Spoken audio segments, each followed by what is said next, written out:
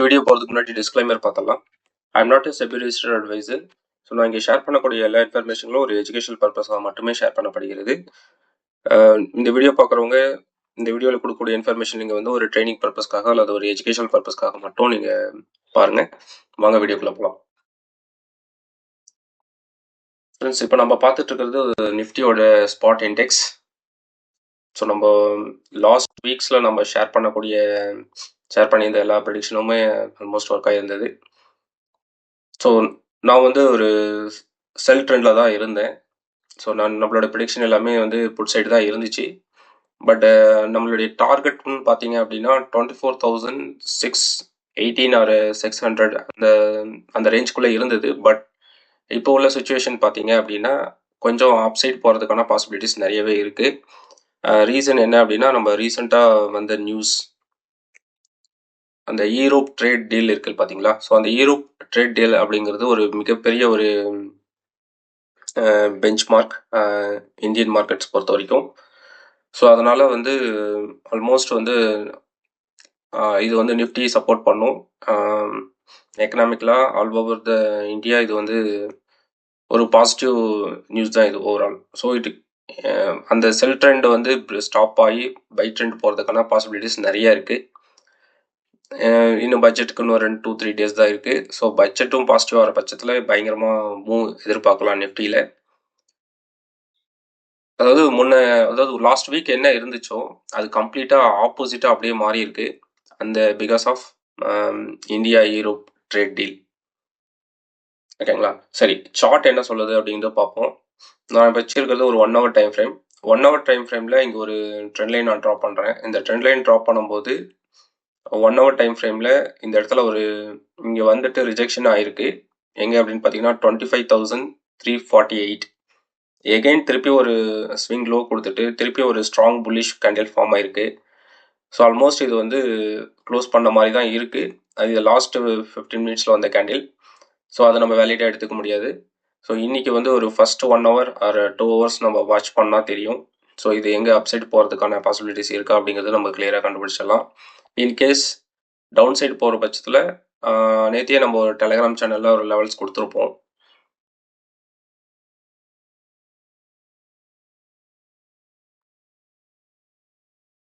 So இது பார்த்தீங்கன்னா 25,147 வரைக்கும் போகும் அப்படின்னு சொல்லியிருப்பேன். ஸோ அது வந்து 100 பாயிண்ட்ஸ் போச்சுன்னு ஒரு 40 பாயிண்ட்ஸில் வந்து அந்த லெவல் வந்து ரீச் ஆகலை, ரிவர்ஸ் பேக் ஆயிடுச்சு. சரி, பரவாயில்ல, நம்ம கண்டினியூவாக அதை வாட்ச் பண்ணுறோம்.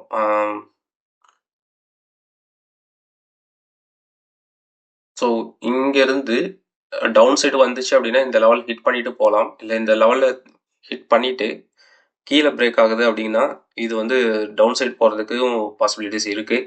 ஸோ டவுன் சைடு போகணும் அப்படின்னா இந்த லெவல் பிரேக் பண்ணணும். இந்த லெவலும் கொஞ்சம் கேர்ஃபுல்லாக இருக்கணும். இந்த லெவல் ஏன்னா ஆல்ரெடி ஒரு நல்ல ஒரு சப்போர்ட் எடுத்து இவ்வளோ தூரம் வந்திருக்காங்க. ஸோ அதை பிரேக் பண்ணிச்சு அப்படின்னா டெஃபினட்டாக இந்த லெவல் போயிடும். ஸோ இங்கே வந்து டவுன் சைடுக்கான வியூ வந்து ஒரு 535 பாயிண்ட்ஸ் இருக்குது. பட் 90% வந்து அப் சைடு போகிறதுக்கான வியூ தான் இருக்குது. ஸோ இது வந்து இன்னும் ஸ்ட்ராங்காக ஃபஸ்ட்டு 1 ஹவர் கேண்டில் வந்து பிரேக் பண்ணுறாங்களா அப்படின்னு பார்த்துட்டு அப்படி பிரேக் பண்ணுறாங்க பட்சத்தில் இங்கேருந்து இது வந்து ஃபர்ஸ்ட் லெவல் பார்த்தீங்கன்னா 253 பாயிண்ட்ஸ், 25,602. அதை தாண்டி போயிடுச்சு அப்படின்னா ஆல்மோஸ்ட் ஒரு 400 பாயிண்ட்ஸ் வந்து நமக்கு வந்து அப் சைடில் வந்து லெவல்ஸ் இருக்குது. ஸோ நம்ம வெயிட் பண்ணி பார்ப்போம். சென்செக்ஸ் அதே மாதிரி பார்ப்போம்.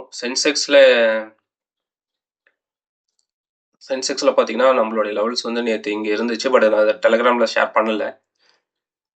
சென்செக்ஸில் கரெக்டாக அங்கே மீட் ஆகிருக்கு. ஸோ இப்போது 1 ஹவர் டைம் ஃப்ரேமில் வச்சிட்டோம் அப்படின்னா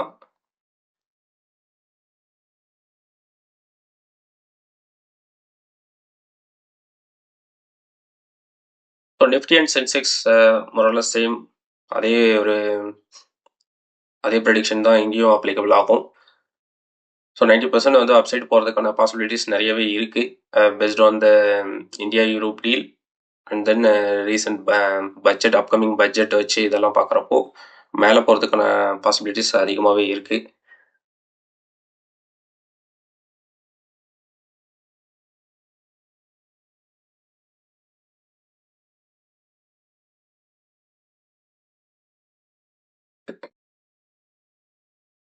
ஸோ 1 ஹவர் டைம் ஃப்ரேமில் எகைன் சேம் அந்த 1 ஹவர் சப்போர்ட் இங்கே எடுத்துகிட்டு மேலே வந்திருக்காங்க. ஸோ சென்செக்ஸ்க்கு லெவல்ஸ் பார்த்தீங்க அப்படின்னா, ஸோ இந்த லெவலுக்கு எகைன் இந்த லெவலில் பிரேக் பண்ணி புது ஒரு லோ ஃபார்ம் பண்ணுறாங்க அப்படிங்கிற பட்சத்தில் இங்கேருந்து இது வரைக்கும் ஒரு செட் ஆஃப் மூவ் நடக்கும். ஸோ அது நடந்துச்சு அப்படின்னா ஒரு 680 பாயிண்ட்ஸ் வரும். இதையும் பிரேக் பண்ணுறாங்க அப்படிங்கிற பட்சத்தில் 80,100 வரைக்குமே போகிறதுக்கான சான்சஸ் இருக்குது. பட் இதுக்கு வந்து பட்ஜெட் வந்து ஒரு பாசிட்டிவ் நியூஸ் இல்லை அப்படிங்கிற பட்சத்தில் இது போகிறதுக்கான பாசிபிலிட்டிஸ் இருக்குது. இன்றைக்கோ நாளைக்கோ இது போகுமா அப்படின்னா ரொம்ப ரொம்ப டவுட்ஃபுல் தான். பட் ஆனால் அப்சைட் போகிறதுக்கான வாய்ப்புகள் ரொம்பவே பிரகாசமாக இருக்குது.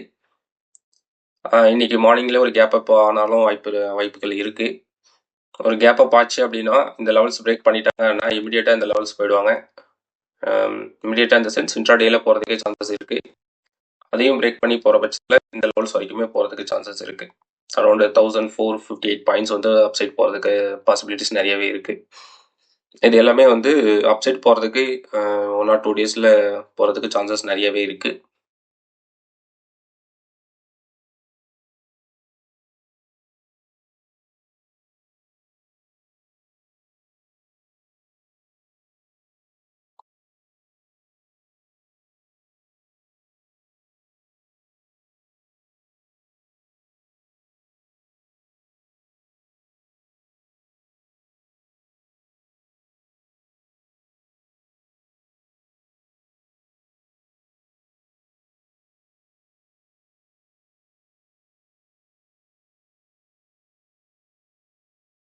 கிஃப்ட் நிஃப்டி வந்து இப்போதைக்கு மைனஸில் தான் இருக்குது. ஸோ இன்னமும் நமக்கு கன்ஃபர்மேஷன் கிடைக்கல. ஸோ அதான் சொல்லியிருந்தேன், ஒரு 1 ஹவர் நம்ம வெயிட் பண்ணி பார்த்தா தான் தெரியும். ஸோ அப்சைட் பிரேக் ஆகுறாங்க அப்படின்னா நம்ம இது வரைக்கும் போகும் அப்படிங்கிற ஒரு எக்ஸ்பெக்டேஷன் இருக்கலாம். இல்லை அப்படின்னா இந்த முக்கியமான ஒரு விஷயம் என்ன அப்படின்னு பார்த்தீங்கன்னா, இந்த இந்த ஜோன் வந்து டிசிஷன் எடுக்க முடியாது. இந்த ஜோனுக்குள்ளே ட்ரேட் ஆகிட்டு இருக்க வரைக்கும் எந்த ஒரு டிசிஷனும் எடுக்க முடியாது. ஸோ காஷியஸாக இருங்க. அதே மாதிரி நிஃப்டிக்கு பார்த்தீங்கன்னா இந்த ஜோன் வந்து இன்டிசிஷன். ஓகேங்களா? ஓகே ஃப்ரெண்ட்ஸ், தேங்க்ஸ் ஃபார் வாட்சிங். Thank you all.